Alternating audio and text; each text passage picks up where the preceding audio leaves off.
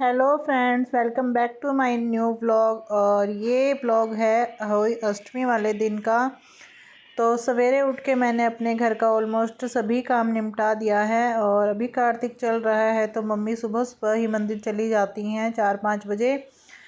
तो अभी मम्मी मंदिर से नहीं आई हैं, तब तक जो है कि मैंने अपना क्लीनिंग का जो काम है वो निपटा दिया है। अभी मेरे बर्तन वगैरह साफ़ हो रहे हैं और मैंने ये जो साइड में आप देख रहे होंगे कि 2 लोटे और सेव की जो माला होती है वही अष्टमी पे सभी जानते होंगे, वो मैंने निकाल कर रख ली है। तो ये चांदी की माला होती है। तो ये देखिए ये कितनी काली है। तो मैंने आज आपके साथ इसकी बिफ़ोर वीडियो इसीलिए शेयर करी है। मैं अभी आपको इसको अपनी ट्रिक से बहुत अच्छे से साफ़ करके दिखाऊंगी। तो ये देखिए अभी ये बहुत काली है। और वही जो मैंने लास्ट व्लॉग में बताया था आपको कि चाय पत्ती के पानी से चांदी बहुत अच्छे से साफ़ हो जाती है, तो मैं उसी तरीके से इसको साफ़ करूँगी। तो मैंने पानी ले लिया है, उसमें वो अपनी चांदी की जो माला होती है वो डाल दी है, थोड़ी सी चाय पत्ती डाली है। और मैंने ये विम लिक्विड डालूँगी थोड़ा सा, इसमें लगभग 1 टीस्पून के बराबर मैंने इसमें ये विम लिक्विड डाल दिया है। तो अभी जो है वो मैं इसको गर्म करने के लिए गैस पे रख दूँगी, तो ये 80% साफ़ हो जाएगी। तो अभी मैंने इसको गैस पे चढ़ा दिया है। इसको 5 मिनट के लिए बस मैं इसको अच्छे से एक बार पानी में बॉयल आ जाए तब तक मैं इसको उबाल लूँगी। और फिर मैं इसको निकाल के एक टूथब्रश की हेल्प से जो है इसको अच्छे से रगड़ के साफ़ कर दूँगी, थोड़ा सा विम लगा के। तो ये बहुत ही अच्छी और बढ़िया से चमकदार हो जाती है। और ये टूथब्रश मैंने स्पेशली मूर्ति वगैरह ही साफ़ करने के लिए न्यू अपनी किचन में अलग से रखी हुई है, तो मैं वही यूज़ करती हूँ। तो अभी मैं इसको ब्रश पे थोड़ा सा विम लगा के और बहुत अच्छे से रगड़ दूँगी, तो ये बहुत ही अच्छे से साफ़ हो जाएगी। वैसे ये 80% बहुत अच्छी से साफ़ हो चुकी है गर्म होते ही, जो कि मैंने आपको दिखाया। और फिर मैं इसको थोड़ी देर के लिए ऐसे ही छोड़ दूँगी और फिर एक बार रगड़ दूँगी। ये बहुत ही अच्छी चमकदार हो जाएगी, जैसे बिल्कुल मार्केट से साफ़ करवाई है। तो देखिए वैसे ये बिल्कुल हो गई है साफ़। तो अभी चलो कर लेते हैं अपने तांबे और पीतल के लोटे को साफ़। तो तांबे और पीतल के लोटे को साफ़ करने के लिए भी मैं घर का ही सामान यूज़ करूँगी। तो मैं आपके साथ आज शेयर करूँगी कि आप तांबे और पीतल के बर्तनों को, मूर्तियों को किस तरीके से साफ़ कर सकते हैं। यदि आपके पास कुछ भी नहीं है तो 2 सामान तो सबके घर में होते ही हैं। तो उन्हीं 2 सामानों से आप बहुत ही अच्छे से अपने तांबे और पीतल के जो है बर्तन वो साफ़ कर सकते हैं। जैसे कि अब दिवाली आने वाली है, तो सबको अपनी मूर्तियाँ, लोटे, बर्तन सब साफ़ करने ही होंगे। तो ये बहुत अच्छी ट्रिक है। अगर आपके पास कोई भी केमिकल या पीताम्बरी वगैरह नहीं है तो आप 2 इंग्रेडिएंट से घर पे ही बहुत अच्छे तरीके से अपने तांबे और पीतल के बर्तन साफ़ कर सकते हैं। तो मैंने लिया है विम लिक्विड, उसमें डाला है मैंने 1 चम्मच अमचूर पाउडर और थोड़ा सा पानी बना के हम इसका एक अच्छा सा पेस्ट बना लेंगे। और इसी पेस्ट से हम अपने तांबे और पीतल के बर्तनों को अच्छी तरीके से साफ़ कर सकते हैं और बहुत ही अच्छे साफ़ हो जाते हैं इससे।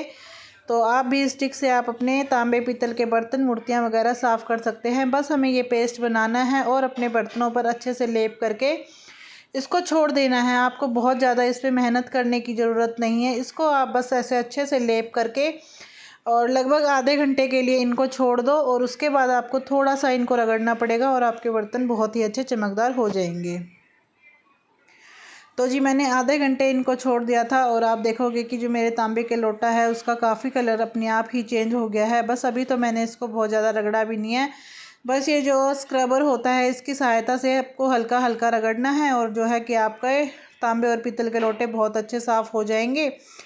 और उसके बाद आपको इसको साफ़ पानी से अच्छे तरीके से 3-4 बार धो दो। धोने के बाद आपको इसको एक बार आरओ के पानी से ज़रूर धोना है। उसके बाद आप इसे किसी भी सूखे टॉवल से पोंछ के रख दो, तो जो है आपके तांबे और पीतल के बर्तन बहुत ही अच्छे साफ़ हो जाएंगे और वापस से इतनी जल्दी काले नहीं पड़ते।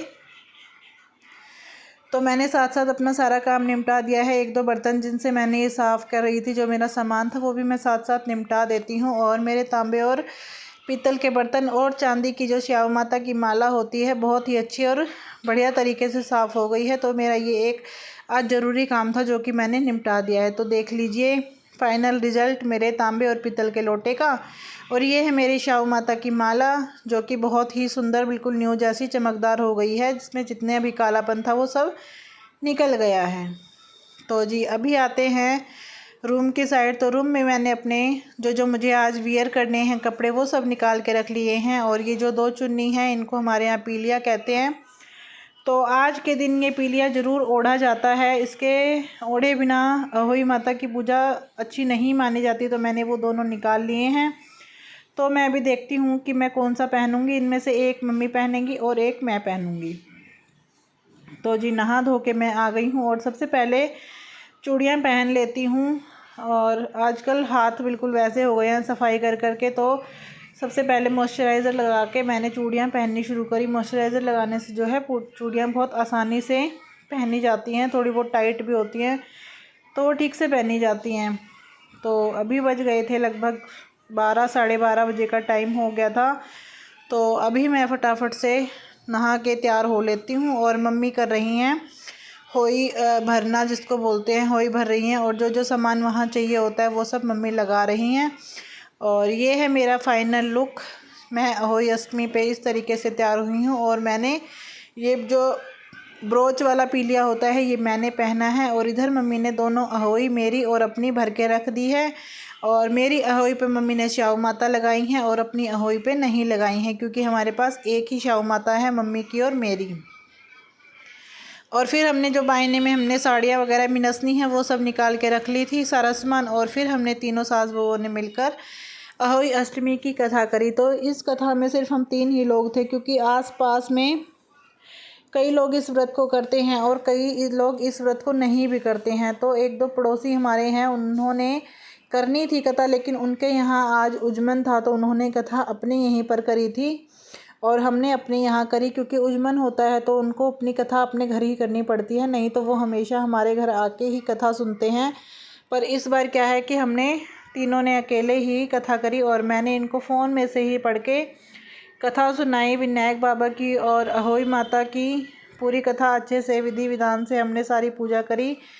और फिर अहोई माता का व्रत बस यही है कि कई लोग तो इसमें क्या होता है कि कथा सुनने के बाद ही खाना खा लेते हैं, लेकिन हमारे यहाँ तो ऐसा नहीं होता। हम तो तारे को अर्घ दे के ही खाना खाते हैं। और फिर सबसे पहले कथा सुन के हमने सूर्य भगवान को जल अर्पण किया तीनों ने ऊपर जाके छत पे। और फिर 2-3 परिक्रमा लगाई और फिर हम आ गए थे नीचे। तो इसी तरीके से हमारे यहाँ तो अहोई अष्टमी की पूजा करी जाती है। और आपके यहाँ अहोई अष्टमी की पूजा कैसे करी जाती है वो मुझे कमेंट सेक्शन में ज़रूर बताना। और अगर आपको मेरी वीडियोस अच्छी लगती हैं तो प्लीज़ मेरी वीडियोस को लाइक और मेरे चैनल को सब्सक्राइब करना बिल्कुल ना भूलें। तो जी अभी हो गया है शाम का समय और आज के दिन जो है गुलगुले बनाना बिल्कुल बहुत ज़रूरी होता है। शुरू से ही यही बनते आ रहे हैं। इन्हीं से अहोई माता की जो होती है माता की जो है इसी से पूजा होती है। मतलब जो बायना निकलता है होई पे गुलगुले रखे जाते हैं।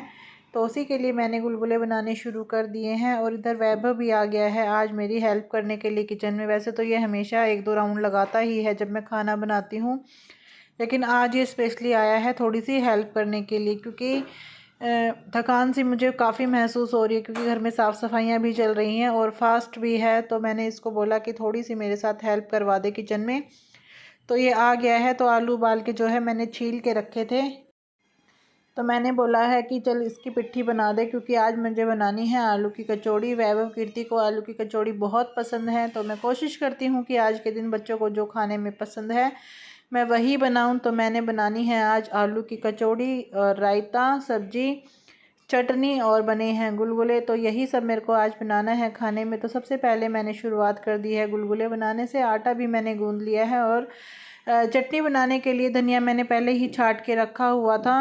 तो उसमें से कुछ मैं कचौड़ी में डालूँगी और कुछ मैं इसमें चटनी बनाने के लिए वैभव को दूँगी। तो मैं जब तक गुलगुले बनाऊँगी तब तक वैभव मेरे कई सारे काम निपटा देगा और ये मेरे साथ साथ लगा हुआ है। तो मैंने फटाफट से जब तक मेरा एक गुलगुले का बैच सीख कर तैयार होगा उस बीच मेरे को कई सारे काम करने हैं। मैंने धनिया पुदीना वगैरह सब धो दिया है और धो के टमाटर वगैरह काट के वैभव को दे दिया है कि वैभव इसकी फटाफट से चटनी बना दे। तो वैभव ने चटनी बनाई। वैभव ने ही रायता बनाया था और बीच बीच में मेरी काफ़ी सारी हेल्प कर रहा था कुछ कुछ सामान पकड़ाने में। तो ये जो शुरू की गाय की जो 2 कचौड़ी होती हैं वो मैं छोटी छोटी सी कचौड़ी बना रही थी। तो वैभव ने बोला कि मम्मी आप इतनी छोटी कचौड़ी क्यों बना रही हो। तो मैंने बोला कि बेटा ये गाय के लिए छोटी छोटी कचौड़ियाँ मैं बना रही हूँ।